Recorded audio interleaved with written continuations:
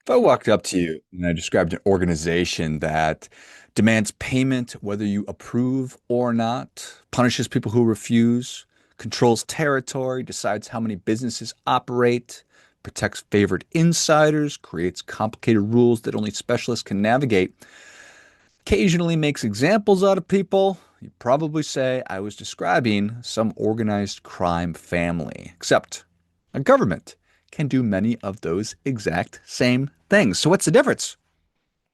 Government isn't inherently criminal, quite the opposite. Governments are supposed to exist because society needs things only a government can reliably provide. Courts, police, national defense, infrastructure, protection of individual rights, the rule of law. Because without those things, eventually the real gangsters actually do show up. So you think about it like that, you realize that, well, government is necessary. So the question isn't whether or not government should exist. The question is, what keeps government from behaving like organized crime? Imagine a Venn diagram, you know, the concentric circles where there's crossover. So you've got on the organized crime part, you've got territory, protection, paying tribute, loyalty, intimidation, control. Then you've got legitimate government. It's territory, security, taxes, civic duty, enforcement, regulation. So there's certainly overlap. But the overlap in itself, that's not a problem. The problem comes when government drifts farther and farther into the left-hand side of the circle, the organized crime side, because organized crime says that we're here to protect you. But first, you got to come up with some money. Because if you don't, there's going to be consequences. And then you think about, well, government, they're collecting taxes. And the difference is supposed to be legitimacy. It's supposed to be that it's a consensual relationship, that it's representation, that there's limits imposed by the Constitution, that there's transparency, and that there is, wait for it, accountability. Mm, that's where it gets a little slippery. Because I bet that every government throughout history has probably believed we're the good guys. We're not the baddies, are we? Are we the baddies? We're the good guys? And that's why limits matter more than intentions. Because power, I can't ever think of a time when power says, I'm becoming corrupt. It just grows. One regulation, one emergency power, one exception, one agency, one new tax, one surveillance program, one crisis, one expansion at a time. Sound familiar? Sounds pretty familiar. History is not full of governments suddenly becoming tyrannical overnight. Nope, nope, nope, nope, nope. Think about it. Rome, France, Germany, Russia, China, Venezuela, countless others. Most change just a little bit at a time. It's the whole throw a frog in a pot of water and you boil him, he'll still stay in there. Throw a frog in a pot of boiling water, he's going to attempt to get out. Because what happens is we citizens, we just kind of go with it. We adapt a little bit at a time. Because each individual step on that long march to oblivion seemed pretty reasonable until the accumulation, the sheer volume of it, no longer did. And human behavior can be explained in a lot of ways by incentives, and certainly organizations behave according to their incentives as well. Businesses seek profit, universities seek enrollment, media seeks attention, politicians seek re-election. What about bureaucracies? They seek more budget, they seek more authority, more personnel, more permanence.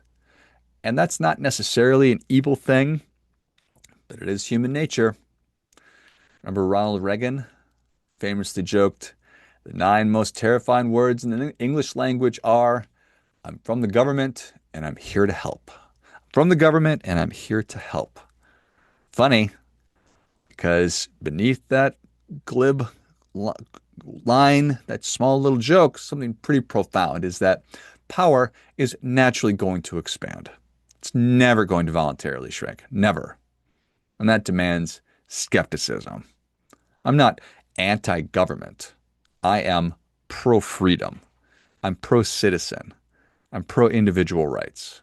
That's what I'm all about. I get excited about it. It's like businesses need competition. Government needs some constraints. We need checks and balances, and we need transparency. We need an informed citizenry because no institution is immune to corruption. Corporations aren't, churches aren't, nonprofits, unions aren't, universities, governments. None of these entities, establishments, things are immune to it. And they're made up of people and individuals. It's really important to keep in mind to remember that the purpose of a government isn't to accumulate power. It's to preserve liberty. Government should be an incredible servant because it's a terrible master.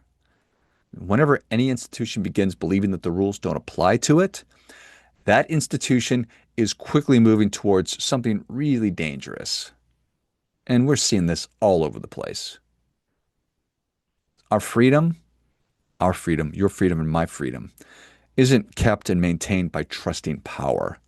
It's maintained by limiting power because the line separating public servant from government gangster is a lot thinner than we would maybe like to believe. Or it's as clear as day, or we all know that it's true. So, trust but verify, it's where we need accountability. I want so badly to go back to having trust in my institutions. I want so badly to trust the information that I'm hearing from the news media. I want so badly to believe that my elected officials or politicians are acting in my best interest, that they're being good stewards of my tax dollars, that they're making good decisions based on interventions around the world. All of these things I want to believe. It's like Fox Mulder on the X-Files. I want to believe. And I'm now old enough to recognize and realize that simple childlike belief and hope and faith, well, those unfortunately need to be constantly earned. And we need to constantly be keeping an eye on things. Because if I'm just assuming that something is happening, that's the times in my life that I've really kind of realized, oh, I screwed up. I need to keep a pretty close eye on this. If this thing is of value, if this thing is important, I need to make sure, as best to my ability, that what's going on is the proper and correct thing. And that's where we need to get back to. We need to get back to being more active participants, to be a more informed citizenry, take on more responsibility, even though I don't feel like doing that. And I know that you don't feel like doing that. But it's important. Our democracy, our civilization, our freedoms are important. And we all know that that's true. And again, when things are important, we have to care for them. We have to hold people to account. We need to demand transparency. We need to demand that people do the things that they say that they're going to do. And in the spirit of that, you and I, what we need to do is to do our part by doing our best.